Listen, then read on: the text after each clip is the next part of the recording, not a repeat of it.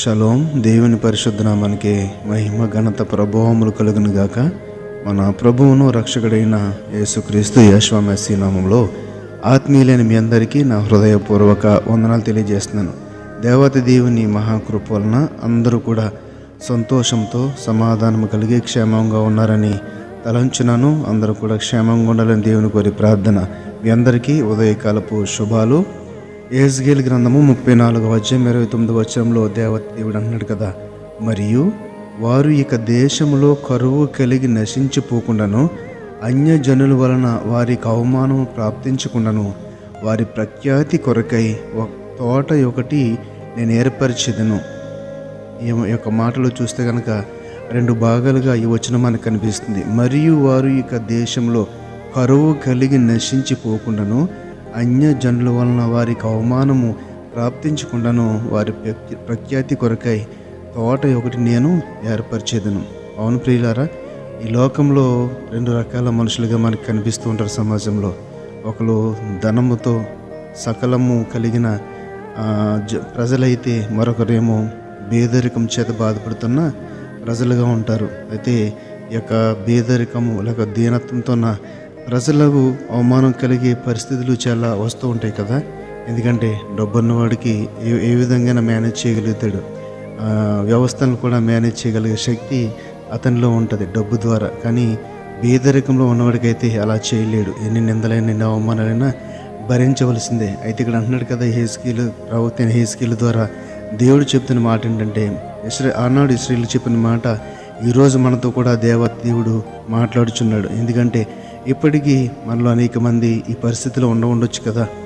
మరియు వారు ఇక దేశంలో కరువు కలిగి నశించిపోకుండా, కరువు తింటకి తిండి లేని స్థితి కావచ్చు, లేకపోతే పట్టుగుంటకు వస్త్రం లేని స్థితి కావచ్చు, లేకపోతే నివసించుటకు గృహం లేని పరిస్థితి కావచ్చు, ఏదైనాను కరువే. అయితే మరియు వారు ఇక దేశంలో కరువు కలిగి నశించిపోకుండా, అన్యజనుల వలన వారికి అవమానం ప్రాప్తించకుండా, వారి ప్రఖ్యాతి కొరకై, ప్రఖ్యాతి అనగా గౌరవము, లేకపోతే ఒక హుందాతనము, లేకపోతే ఇంతకు ముందు ఉన్న ఈ స్థితి ఏదైతే ఉందో పేదరికంలో, లేకపోతే ఆ యొక్క లేని స్థితి ఏదైతే ఉందో దాని నుండి విడుదల కలిగించి మంచి ఉన్నత స్థితిలోనికి నేను తీసుకువస్తాను మిమ్మల్ని అందరని చెప్పి దేవుడు ఈ వచనం ద్వారా మనతో మాట్లాడుచున్నాడు. ఇదే మాటను మనము యెహెజ్కేలు గ్రంథము 36:15 కూడా చూడగలుగుతాం. నిన్ను గూర్చి అన్యజనులు చేయు అపహాస్యము నీకిక వినబడకుండా చేసేదను, జనముల వలన కలుగు అవమానము నీవిక భరింపవు, నీవు నీ జనులను పుత్రహీనులుగా చేయకుందువు. ఇదే ప్రభువు యెహోవా వాక్కు. ఎంత చక్కని మాటలు చూడండి. ఈ మాటలు వింటున్న మీలో చాలామంది ఈ పరిస్థితులను ఎదుర్కొంటూ ఉండవచ్చు.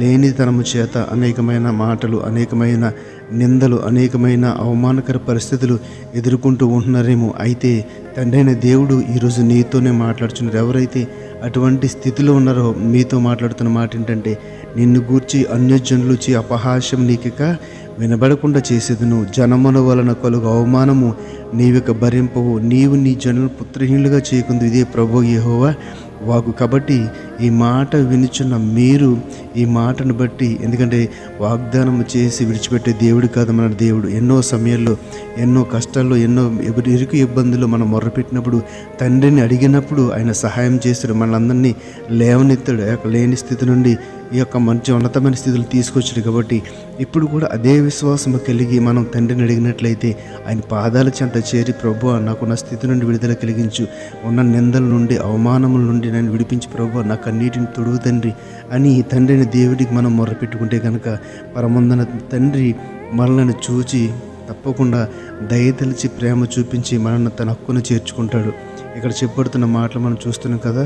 నీవిక అవమానం పాలవు, నీవిక కరువులోనికి వెళ్ళవు, నీవిక హీన స్థితిలోనికి వెళ్ళవు, నేను ఒక ఉన్నతమైన స్థితిలోనికి తీసుకువస్తాను. ఎవరైతే అవమానపరిచారో వారి ద్వారా నీ గౌరవం కలిగేలా చేస్తానని దేవుడు ఈ మాటల ద్వారా మనకు తెలియజేస్తున్నాడు. కాబట్టి నా ప్రభునందు ప్రియమైన సహోదరి సహోదరులారా, ఈ మాటల చేత మీరందరూ ఆదరించబడాలని, దేవుడు ఇప్పుడున్న స్థితి నుండి విడుదల కలిగిస్తాడని విశ్వాసం కలిగి నిరీక్షణతో ఎదురు చూసినట్లయితే ఖచ్చితంగా దేవుడు మన జీవితాల్లో ఆ యొక్క కార్యము చేయటకు సిద్ధంగా ఉన్నాడు. కాబట్టి మీరందరూ కూడా కేవలం చేయవలసింది ఒకే ఒక పని, ప్రభువు పాదాల చెంత చేరి ప్రార్థించడమే. ఆయన నీ ప్రార్థన విని నీకు జవాబు దయచేవాడు ఉన్నాడు. నీవు నాకు మొర్రపెట్టుకుని నేను నీకు ఉత్తరం ఇచ్చేదనని కీర్తన భాగాల్లో ఎన్నిసార్లు మనం చదవలేదు. ఆపత్కాలంలో నీవు నాకు మొర్రపెట్టము, నేను నీకు ఉత్తరం ఇచ్చేదని అనగా సమాధానం దయచేస్తాను. ఖచ్చితంగా నీవేదడుగు ఆ కార్యాన్ని నేను చేస్తాను. కానీ ఖచ్చితంగా నీవు చేయవలసిన పని ఏంటంటే నాకు మొర్రపెట్టు, నన్ను అడుగు, నా వైపు చూడు, నా మీద ఆధారపడు. విశ్రాంతి కావాలంటే మనము తండ్రి దేవుని చెంతకు వెళ్ళవలసింది. కాబట్టి అటు రీతిగా దేవుని యొక్క సహాయం కొరకు ఎదురు చూసేవారుగా మనం ఉందాము. మనలందరినైనా హీన స్థితి నుండి దీన స్థితి నుండి విడుదల కలిగించి మంచి ఉన్నతమైన స్థితిలోనికి తీసుకువెళ్తానని ఈరోజు ఆయన చేసిన వాగ్దానం మన జీవితంలో నెరవేర్చడానికి సిద్ధంగా ఉన్నాడు. కాబట్టి మనందరం కూడా దేవుని సన్నిధిలో ఈ మాట ద్వారా ఆదరించబడదాం. దేవుడి మాటను మన ఆత్మలో బలపరిచి స్థిరపరచునిగాక. ఆమేన్. పరిశుద్ధుడ మహోన్నతుడ మమ్మల్ని కన్న తండ్రి, నీ పరిశుద్ధమైన నామమునకు వందనాలు, స్తుతులు, స్తోత్రాలు. నాయనా, హీన స్థితిలో దేన స్థితిలో కన్నీటితో దుఃఖంలో ఉన్న బిడ్డలందరినీ ఆదరించే ఒక మంచి మాట ద్వారా మమ్మల్ని అందరినీ బలపరిచారు తండ్రి. అందరిని బట్టి నీకు వందనాలు, స్తుతులు, స్తోత్రాలు. నాయన, ఈ మాటను విన్న బిడ్డల హృదయాల్లో ఆయన ఆదరణ కలిగించేందుకు వందనాలు తండ్రి ప్రభావ. పిరిగితనను తీసివేసి ధైర్యం ఇచ్చేందుకు వందనాలు ప్రభావ. ఆయన ఇప్పుడు కూడా వారు తండ్రి ప్రభావ ఈ యొక్క స్థితిని బట్టి తండ్రి ప్రభావ ఇప్పుడు నీ పాదాల చెంత ఉండి నీ సన్నిధిలో తండ్రి ప్రభావ మేలు పొందుకునే వారి గురించి మనం అడుగుతున్నాం తండ్రి. ఈ మాట ద్వారా మా ఆత్మను బలపరిచి స్థిరపరిచి నాయన నీ రాకడలు ఎత్తుబడి గుంపులో అర్హులుగా ఉంచమని నజరేయుడైన యేషువా మెస్సీ నామములో ప్రార్థన అడిగి వేడుకొనుచున్నాము తండ్రి. ఆమేన్, ఆమేన్. షలోం. అందరికీ వందనాలు. షలోం.